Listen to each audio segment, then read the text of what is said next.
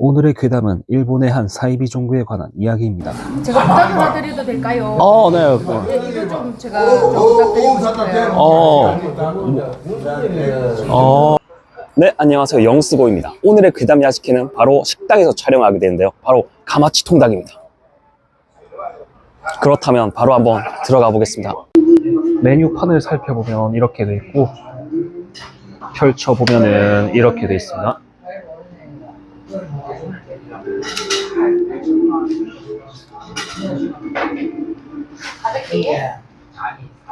저는 이거를 시켜보겠습니다. 드디어 시킨 메뉴가 이렇게 나왔습니다.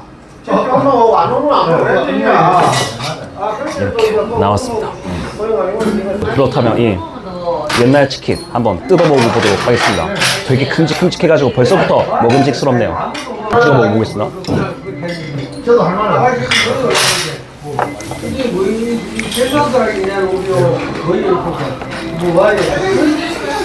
계산을 해가지고 계산하는 거 하시고 이거 꼴찌 주세요. 이거 꼴찌 가고 또 150만 남았어. 이게 무슨 맛이냐면 갓 튀겨서 나와가지고 바삭바삭한 건 기본이고 이렇게 안지르르하게 겉바속촉이에요.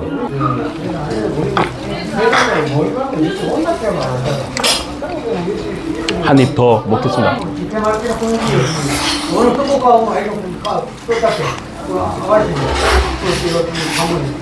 두 번째 메뉴 닭똥집을 먹어보겠습니다. 안 되는데 이 음식이 식고 갖다 놓고 행동하고 회장나는 오늘 모임기도 뭐 그래도 새파란 팔팔한 나무를 한 가지 올라와야지. 그건 알려야지. 닭똥집은 무슨 맛이냐면 오돌오돌한데 겉에는 바삭해가지고 식감이 되게 특이하네요. 저는 이제 두 번 먹어보거든요. 그래도 되게 맛있게 먹을 수 있을 것 같아요. 술 안주로도 되게 좋은 맛이네요. 닭똥집에는 감자튀김도 이렇게 같이 튀겨주거든요. 감자튀김을 한번 먹어보겠습니다.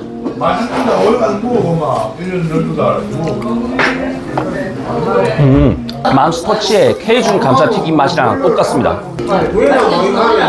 네, 영수 고객님. 오늘은 요즘 또 핫한 이슈죠. 사이비. 사이비에 대해서 얘기할 건데, 그 사이비 정도가 왜 발생하는 건가요? 사이비 종교가 생기는 이유는 여러 사회적 심리적 요인이 함께 작용을 해요. 첫 번째로 불안과 두려움을 해결해 주겠다는 약속입니다. 사람은 미래가 불안할 때 답을 찾고 싶어 하죠. 취업 실패라든지 경제적 어려움이라든지 가족 문제라든지 질병이라든지 외로움 등 이런 상황에서 사이비는 당신이 힘든 이유를 알고 있다, 우리가 해결해 주겠다라며 접근을 해요. 두 번째로 소속감을 제공해요. 사람은 누구나 소속되고 싶어 합니다. 처음에는 매우 친절하게 접근을 하고 고민을 들어주기라든지 식사 대접이라든지 지속적인 연락, 가족처럼 대해주거나 외로운 사람일수록 쉽게 정서적으로 의지를 하게 돼요. 세 번째, 절대적인 답을 제시를 합니다. 현실은 되게 복잡한데 세상이 곧 멸망하고 우리만 진실을 안다, 지도자가 선택받은 존재다처럼 단순하고 명확하게 답을 제시를 해요. 또 많은 사이비는 지도자를 중심으로 만들어져요.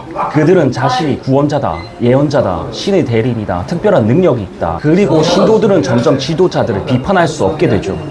다섯 번째, 외부와의 접촉을 줄이게 만듭니다. 예를 들어서 가족은 너를 이해하지 못한다, 주변 사람들이 거짓말하는 거다, 우리만 믿어라, 이런 식으로 얘기를 해요. 그렇게 신도는 단체에 더 의존을 하게 되는 겁니다. 그리고 일부 사이비 지도자들은 현금이라든지 노동력이라든지 영향력, 정치력, 힘을 얻기 위해 조직을 운영하기도 해요. 그래서 사이비는 단순한 종교 문제가 아니라 사회 문제로도 여겨집니다. 한마디로 인터넷과 SNS가 발달했지만 외로움이라든지 불안이라든지 경제적인 어려움이라든지 인간관계라든지 이런 문제는 여전히 존재하게 돼요. 그래서 형태만 바뀌었을 뿐입니다. 사이비가 생기는 가장 큰 이유는 사람들이 어리석어서가 아니라 불안한 사람들에게 확실한 답과 소속감을 제공해 주기 때문입니다. 감사가 조명제 불구래. 본부 아니래. 조명제는 본부가 아니고 조명제가 내 도망가 선대. 영수 고객님 참 잘 먹으시네요. 맛있네요. 강원을 시키죠. 그래서 우리 해양단에서 방사를 하면. 아, 그래서 사이비가 발생하는 거군요. 네, 저는 그렇게 생각하고 있습니다. 그럼 명수고님, 네. 명수고님 혹시 사이비에 혹시 휘말릴 뻔했던 적 있습니까? 저 겪었던 거 되게 많아요. 길거리에서 두 명이서 함께 다니는 걸 항상 봐왔거든요. 그래가지고 저한테 말을 걸어요. 길 좀 묻겠다고. 그래가지고 저번에 물었더니 막 인상이 좋아 보인다, 이런 소리를 항상 많이 들어와서 아, 딱 저 사람을 보면은 사이비인 거를 바로 알아채립니다. 그러면 사이비를 알아볼 수 있는 법, 뭐 그런 게 혹시 있을까요? 당연히 있습니다. 보통 자신들을 소속을 바로 밝히질 않아요. 예를 들면은 무료 설문조사라든지 심리 상담이라든지 성격 검사라든지 공부 모임이라든지 이런 식으로 접근을 해요. 처음에는 이런 식으로 접근을 하고 나중에 종교 이야기를 꺼내는 경우가 상당히 많습니다. 소속을 명확하게 밝히지 않으면 경계부터 하는 것이 맞고요. 지나치게 친절한 사람을 또 주의를 해야 돼요. 만난 지 얼마 안 됐는데 고민을 들어주겠다, 급속히 친해지려 한다, 그렇다면 진짜 조심해야 돼요. 정상적인 관계는 보통 천천히 진행이 되는 경우가 많거든요. 헌금이라든지 구원금이라든지 영적 치료비라든지 후원금을 지속적으로 요구를 한다, 경계를 해야 돼요. 사이비는 질문을 하면은 믿음이 부족하다라고 말하는 경우가 많습니다. 그리고 단체 이름이 나오면은 뉴스 기사라든지 피해 사례라든지 법원 판결, 언론 보도를 찾아보는 습관이 상당히 중요해요. 아, 사이비는 그러면 그렇게 알아보는 거군요. 네. 그럼 이제 괴담 맛있게답게 오늘도 괴담 이야기 시작해야겠죠? 당연하죠. 자, 그러면 여러분 본격적으로 오늘 괴담 야식회 시작하겠습니다. 오늘의 괴담은 일본의 한 사이비 종교에 관한 이야기입니다. 이것은 17년 전 고등학교 3학년 때입니다. 기억의 상당 부분을 잊어버렸기에 약간 남은 기억에 그간 남겨뒀던 메모를 읽으며 최대한 과장 없이 기억을 복원해봤습니다. 나의 고향은 시골이었습니다. 기억나기로는 농과 산에 둘러싸여 있어 놀 곳이라 해봐야 오토바이를 타고 1시간은 걸려야 나오는 노래방 정도였습니다. 1991년 어느 신흥종교단체의 시설이 건립되었습니다. 건설 예정 단계부터 지역 주민들의 거센 반발에 부딪혔고 우리 부모님도 종종 반대 시위에 참여했다고 합니다. 시장과 현지사에게 탄원서를 제출하고 지역 언론에 호소해가며 투쟁을 이어갔지만 종교단체에서 어떤 조건을 내세우면서 계획은 강행되었다고 합니다. 그 조건에 관해서는 현지에서도 온갖 소문과 억측이 나돌았는데 아마 인구 감소로 인해 재정 적자에 시달리던 현에 거액을 기부했을 것이라는 공통된 추측이었습니다. 지자체가 돈에 눈이 멀어 주민들의 반대를 무시했다는 것이었죠. 종교시설은 우리가 사는 지역 가장자리에 지어졌습니다. 그 부지 면적은 도쿄돔 2개에서 3개는 좋게 들어갈 정도로 넓었습니다. 사는 사람도 없고 척박하게 버려진 땅이라 값이 쌌던 거겠죠. 그 시설은 내가 고등학교 2학년 때쯤 완공되었습니다. 그 무렵부터 이미 부모님이나 학교 선생님들은 저기 가까이 가지 마라, 저쪽 신자들이랑 말도 섞지 마라고 주의를 주고 있었습니다. 시설이 완성된 후 나는 반 친구들과 함께 슬쩍 보러 간 적이 있습니다. 주변은 모두 높은 벽으로 둘러싸여 있고 정면에는 거대한 문이 있었습니다. 그리고 문 양쪽에는 마치 한야와 같은 얼굴이 새겨져 있었습니다. 그걸 보고 친구놈들은 악마교가 틀림없어라고 신나서 떠들어댔습니다. 그 때문에 얼마 지나지 않아 우리 학교에서는 그 종교를 악마교, 한야단체라는 괴상한 이름으로 부르게 되었습니다. 가끔 한가할 때면 호기심과 심심풀이 겸 그 주변을 자전거로 돌아보는 녀석들도 있었습니다. 하지만 기묘하게도 그럴 때마다 신자가 되었건 시설 관계자가 되었건 사람들의 모습을 본 적은 한 번도 없었습니다. 그렇게 전혀 인기척도 없는 데다 딱히 문제가 일어나지도 않다 보니 건설 단계에서 시위까지 하며 반대했던 마을 사람들도 점차 그 시설에 대해 관심을 잃어갔습니다. 고등학교 3학년이 된 후 다들 그 시설에 관해 점차 잊혀져 가고 있을 무렵이었습니다. 어느 날 같은 반 A가 저기 담력 시험하러 가볼까라며 말을 꺼냈습니다. A가 말하길 부모님이 그러던데 악마교 건물에 예쁜 여자가 드나든다. 매일 가게에 물건을 사러 온다라는 것이었습니다. A네 집은 지역에서 그나마 가장 큰 슈퍼마켓을 운영하고 있었습니다. 그 악마교 사람들이 매달 2만엔 에서 3만엔 정도 쇼핑을 해가기 때문에 부모님이 무척 신나 있다고 말했습니다. 나는 물론이고 다른 녀석들도 딱히 놀 곳도 없는 동네에서 하루하루 지루하게 시간만 때우고 있었으니 그 제안은 무척 흥미로운 것이었습니다. 다들 신나서 그럼 한번 가보자는 분위기가 되어 담력 시험을 하러 가게 되었습니다. 멤버는 나랑 같은 반이던 A, B, C, D, 후배였던 E와 F까지 남자만 7명이었습니다. 우리는 몸도 다 크고 세상에 무서울 게 없었습니다. 게다가 7명씩이나 있으니 별로 무섭지도 않았고 다들 가벼운 마음으로 놀러가는 기분이었습니다. 그렇게 우리는 시설 근처에 있는 문을 닫은 우체국에 모였습니다. 내가 도착할 무렵에는 이미 A, B, C와 E는 도착해 있었습니다. 하지만 그로부터 30분이 지나도록 D와 F가 오지 않아 결국 우리는 5명이서 출발하게 되었습니다. 시설 근처에 자전거를 세워두고 걸어서 문 앞으로 갔습니다. 랜턴을 하나 더 갖고 오길 잘했다며 잡담을 나누며 문 앞에 섰습니다. 거대한 문 앞에 서자 시설 안 건물에 불이 켜진 게 보였습니다. 우리는 신자들이 아직 안 자나 보다 악마를 소환하고 있는 거 아니냐며 다들 낄낄거리며 농담을 건네고 있는 와중에 C가 이래서는 안에 못 들어가잖아라며 말했습니다. 그러자 A가 내가 다 알아놨다며 옆으로 돌아가면 작은 문이 있으니 거기로 들어갈 수 있다라고 말했습니다. 우리는 그런 건 빨리 말해달라며 벽을 따라 코너를 돌아 걸어갔습니다. 얼마 지나지 않아 벽에 작은 문이 있는 것을 찾을 수 있었고 A가 문을 밀자 안으로 문이 열렸습니다. 사람 한 명 겨우 지나갈 정도의 크기의 문으로 5명이 차례대로 걸어 들어갔습니다. 그 후에 랜턴을 켰다 껐다 하면서 건물 앞 몽터를 빙빙 돌았습니다. 아무것도 없는데 건물 가까이 가면 위험할까 작은 목소리로 속삭이다가 아무것도 없어서 너무 시시한 나머지 결국 시설에 들어가 보기로 했습니다. 굳이 않은 정문에서 시설까지 100m 정도는 아무것도 없는 공터였습니다. 그 앞으로는 큰 건물이 3개가 있었는데 잘 기억은 나지 않지만 괴상한 디자인의 외관이었습니다. 시설 주변을 살금살금 걷고 있자니 건물과 건물 사이에 불이 켜진 깨끗한 공중 화장실 건물이 보였습니다. 덩그러니 지어진 화장실 주변은 하얗고 깨끗한 콘크리트로 포장되어 있고 벤치까지 놓여 있었습니다. 난데없이 A는 좀 쉬자라고 말을 꺼냈습니다. 들키면 경찰을 부를지도 모르고 조금만 있으면 졸업인데 괜히 사고 치지 말고 빨리 돌아가자고 말했습니다. 하지만 A는 벤치에 앉아 담배를 피우기 시작했고 친구들은 그럼 한 대만 피우고 가자라며 다들 그 자리에 앉아 담배를 피웠습니다. 그러자 A가 나 화장실 좀 갔다 올게라고 말하더니 그 화장실 안으로 들어갔습니다. B랑 C는 몰래 들어온 주제에 화장실을 쓸 생각도 하냐 똥을 싸면 악마한테 저주받는 거 아니냐며 낄낄대며 담배를 피웠습니다. 잠시 뒤 A가 화장실 안에 재밌는 게 있다며 작은 목소리로 말을 걸었습니다. 몰래 안으로 들어가 보니 A는 이게 뭐 같아 보이냐라며 화장실 안에 있는 개인실을 가리켰습니다. B가 평범한 화장실 아니냐며 대답하자 문을 열어보라고 말했습니다. B는 투덜대며 문을 열었습니다. 문을 열자 어째서인지 안에는 지하로 내려가는 계단이 있었습니다. A는 다른 칸은 다 변기인데 여기만 계단이야 라고 말했습니다. 우리는 그제야 이게 뭔가 이상하다는 걸 눈치챘습니다. 애시당초 A의 언동이 계속 수상했습니다. 갑자기 담력 시험을 제안한 것도 그렇고 옆에 있는 문을 알고 있었던 것과 화장실 문을 일부러 연 것까지 나는 A에게 너 설마 여기서 똥을 싸려고 그랬냐라고 물었습니다. A는 뭐 그냥 그런 거지 라며 대충 말을 돌린 후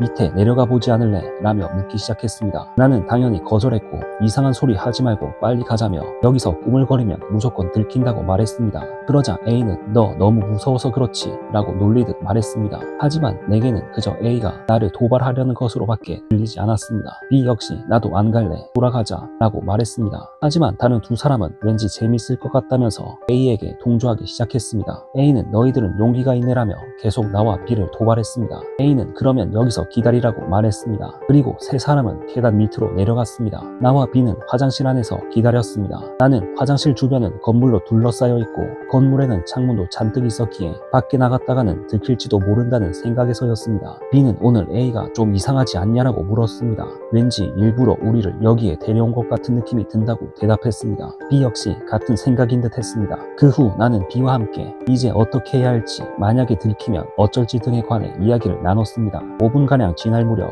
얘네 너무 늦는 거 아니냐며 슬슬 화가 나기 시작했습니다. B는 그냥 우리끼리 돌아갈까 말을 꺼냈지만 2개만 있던 랜턴을 계단 밑으로 내려간 녀석들이 가져가 버린 터였습니다. 어둠 속에서 그 작은 문을 찾는 건 너무 힘들 것 같다는 생각에 마지못해 계속 기다리기로 했습니다. 그러자 멀리서 여러 사람의 발소리가 들려오기 시작했습니다. 나도 B도 갑작스러운 사태에 잔뜩 긴장했습니다. 한순간에 주변은 팽팽한 긴장감으로 가득 찼습니다. 발소리는 멀리서 들렸기에 어느 방향에서 들리는 것인지도 알 수 없었고 지금 밖으로 뛰쳐나가면 주변 구조도 몰랐기 때문입니다. B는 큰일인데 이리로 오고 있다 어쩌지라며 상당히 당황하고 있었습니다. 나 역시 속으로 심장이 터질 것 같았지만 이쪽으로 오는 게 아닐 수도 있을 거야 말을 하며 오면 안으로 숨자라고 말했습니다. 하지만 발소리는 확실히 우리가 있는 화장실 쪽으로 다가오고 있었습니다. 그 순간 B가 갑자기 계단이 아닌 다른 칸의 문을 밀었습니다. 그러나 어째서인지 그 칸도 그 옆 칸도 문이 열리지 않았습니다. B는 젠장 문이 닫혀 있어라며 작게 소리쳤습니다. 발소리는 대략 15m 부근까지 다가왔습니다. 직감적으로 나는 그 사람들이 분명히 화장실까지 올 것이라고 느꼈습니다. B 역시 나와 같은 예감을 한 듯 했습니다. 나도 B도 그 자리에 딱 굳은 채 서 있을 뿐이었습니다. B는 어쩔 수 없네 내려가자라고 말했습니다. 나는 진심이냐라며 반문하며 저 정체모를 계단으로 내려가는 것만은 너무나도 싫었습니다. 하지만 화장실 안에는 숨을 곳도 없고 어둠 속에서 길을 잃은 채 그대로 잡힐 것만 같았습니다. 종교시설에 숨어 들어왔다는 특수한 상황 때문에 판단력이 떨어져 있었던 것인지도 모릅니다. 발소리가 화장실 근처에 다가오자 나와 B는 발소리를 죽이고 계단을 내려가기 시작했습니다. 콘크리트로 된 계단은 일매로 짧아서 10계단 정도 내려가자 바닥이 나왔습니다. 칠흑 같은 어둠에 아무것도 보이지 않았지만 나보다 앞에 서 걷던 B가 앞을 더듬더니 문을 찾아 열었습니다. 그 안에는 방이 있었습니다. 천장에는 오렌지색 꼬마 전구가 몇 개 달려 있었습니다. 나와 B는 방 안에 들어가 문을 조용히 닫았습니다. 방 안을 둘러보니 다담이 15장 정도 크기의 아무것도 없는 콘크리트 방이었습니다. 다만 방 한가운데 커다란 원형의 물체가 매달려 있었습니다. 설명하기는 힘들지만 거대한 철제 훌라후프 같은 게 세로로 매달려 있는 듯한 모양새였습니다. 그 훌라후프는 무척 거대해서 방 양쪽 벽에 닿을 정도였습니다. 하지만 우리는 그런 걸 신경 쓸 겨를이 없었습니다. A랑 다른 애들은 어디 갔지 하고 내가 작은 목소리로 묻자 B는 모르겠다며 굳은 표정으로 대답했습니다. 우리를 쫓던 발소리는 예상대로 화장실에 들어온 듯 했습니다. 이쪽에서 발소리가 콘크리트를 타고 들려왔고 3명에서 4명 정도 되는 것 같았습니다. 우리는 계속 움직이지 않고 문 앞에 가만히 서 있을 뿐이었습니다. 곧이어 뭐라 말하는 것인지 알 수 없는 말소리가 들려왔습니다. 무언가를 논의하는 것 같기도 하고 저마다 무슨 말을 중얼대는 것처럼 들렸습니다. B는 아래로 고개를 떨군 채 눈을 감고 있었습니다. 얼마나 시간이 흘렀을까? 나는 뭔가 즐거운 생각을 하려고 당시 유행하던 코미디 프로그램의 내용을 필사적으로 떠올리고 있었습니다. 그러는 사이 화장실에서 들리는 중얼중얼대는 목소리는 서너 명에서 10명가량으로 늘어나 있었습니다. 무서워서 다리가 벌벌 떨려왔습니다. 중얼중얼하고 들려오는 기분 나쁜 말소리에 정신을 잃을 것 같았습니다. 그러다 갑자기 목소리가 뚝 그치더니 끼익 하고 문이 2개 연속해서 열리는 소리가 들려왔습니다. 곧이어 다시금 끼익 하는 소리가 들려옵니다. 그 소리가 화장실 칸을 열어보는 소리라는 걸 알아차리자 온몸에 소름이 끼쳤습니다.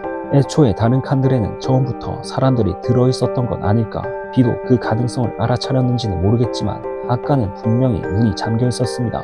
그러니 밖에서 연 게 C가 아니라 안에서 누군가 나온 것이라고 밖에는 생각할 수 없었습니다.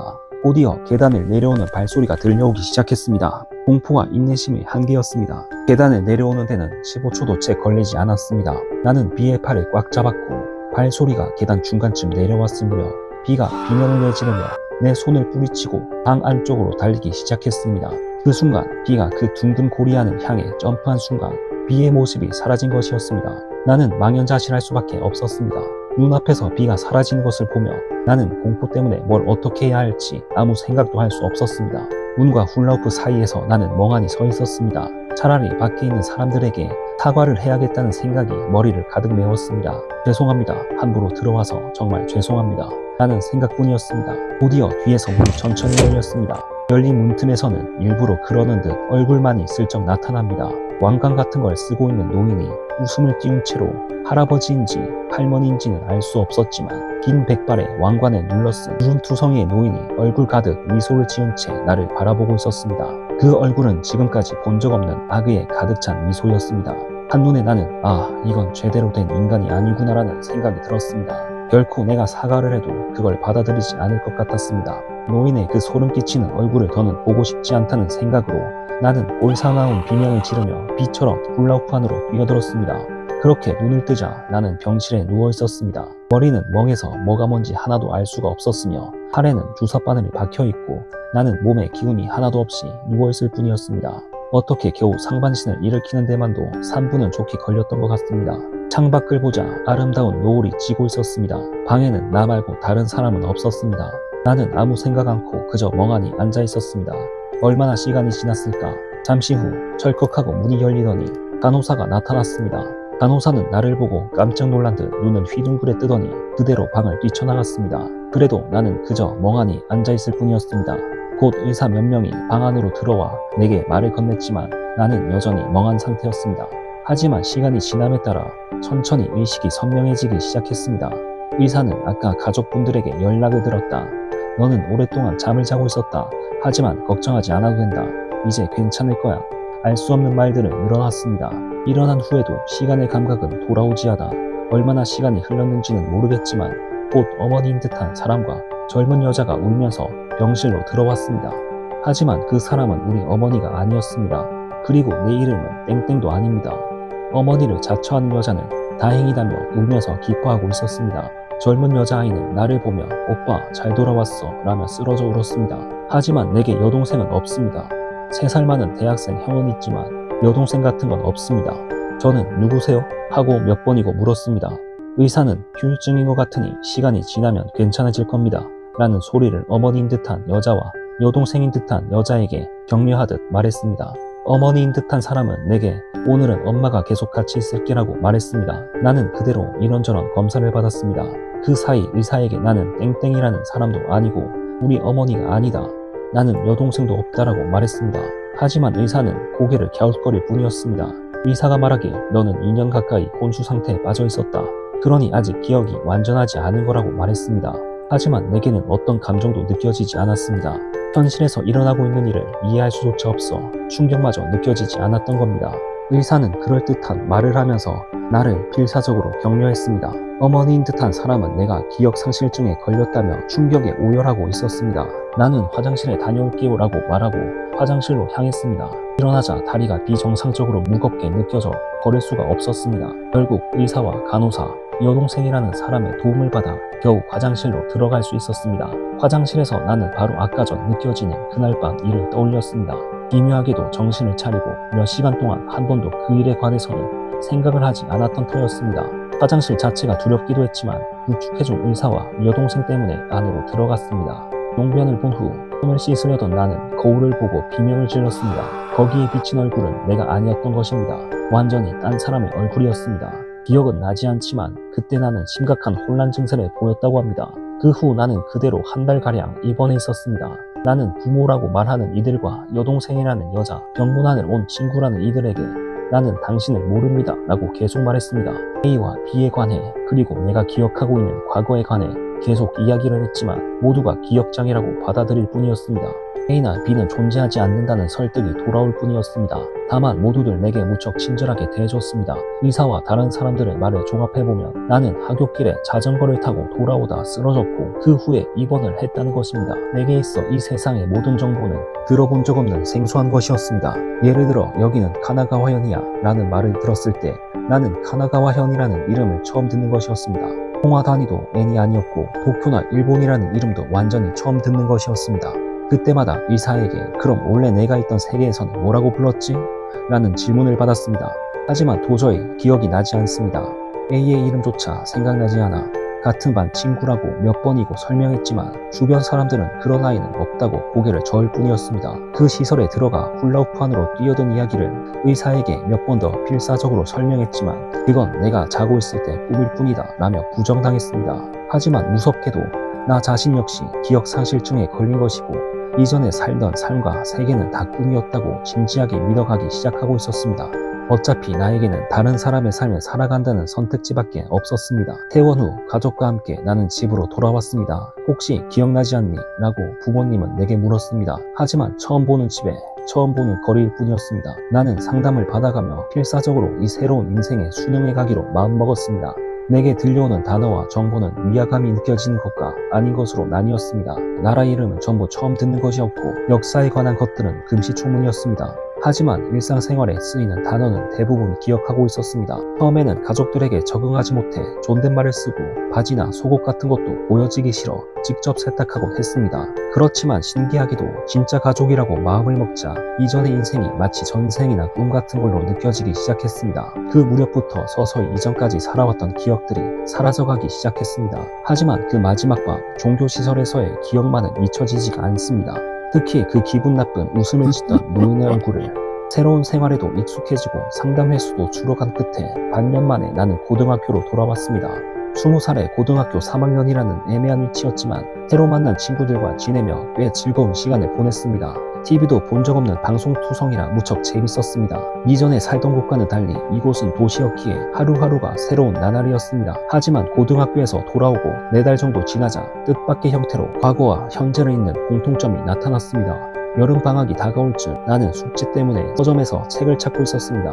그런데 책들 중에는 땡땡땡이라는 글자가 적힌 책이 눈에 들어왔습니다. 종교 관련 책이었습니다. 그리고 땡땡땡이라는 그 이름은 내가 마지막 밤에 들어갔던 그 시설을 지은 신흥종교의 이름과 똑같았습니다. 나는 경악했습니다. 그리고 그 책을 손에 들고 필사적으로 읽어나갔습니다. 아무래도 땡땡땡은 이 세계에서는 꽤 거대한 종교단체인 듯 했습니다. 내가 살던 세계에서는 이름조차 들어본 적 없던 무명 신흥종교단체였는데 여기서는 세계적인 종교단체인 것입니다. 나는 그 종교 관련 책을 몇 권씩 사서 읽었지만 아무런 의미가 없었습니다. 아무리 책을 읽는다 해도 현실은 바뀌지 않았고 돌아갈 방법을 찾을 수 있는 것도 아니고 누군가에게 내 과거를 증명할 수 있는 것도 아니었습니다. 아무리 책을 읽는다 해도 현실은 바뀌지 않았습니다. 거기에 기껏 친절하게 대해주는 새 가족과 친구들에게 걱정을 끼치고 싶지 않았습니다. 겨우 고등학교에 복학하고 사고의 그늘을 떨쳐낸 것처럼 보이는 나에게 주변 사람들이 걸고 있는 기대를 깨고 싶지는 않았습니다. 결국 나는 과거를 잊고 못 본 척하기로 결심하고 평범하게 인생을 살아왔습니다.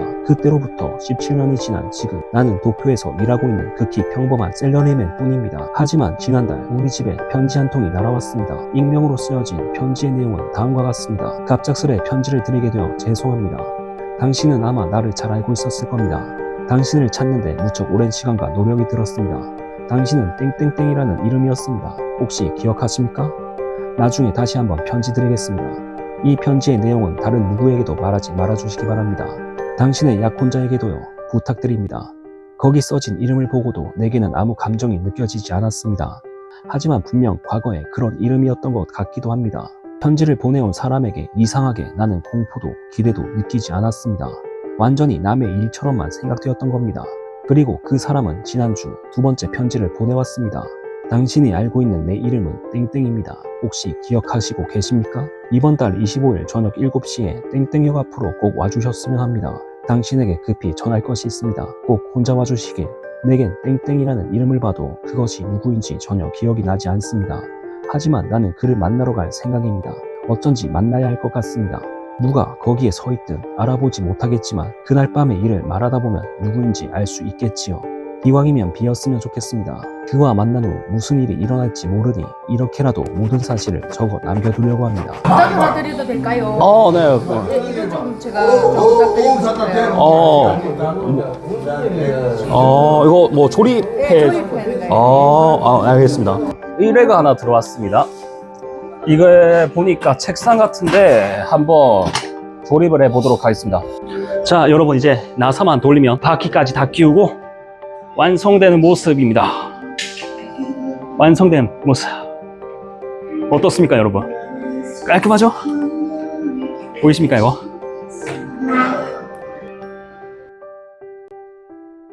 오늘도 잘 먹었습니다. 대담이나 시켰습니다.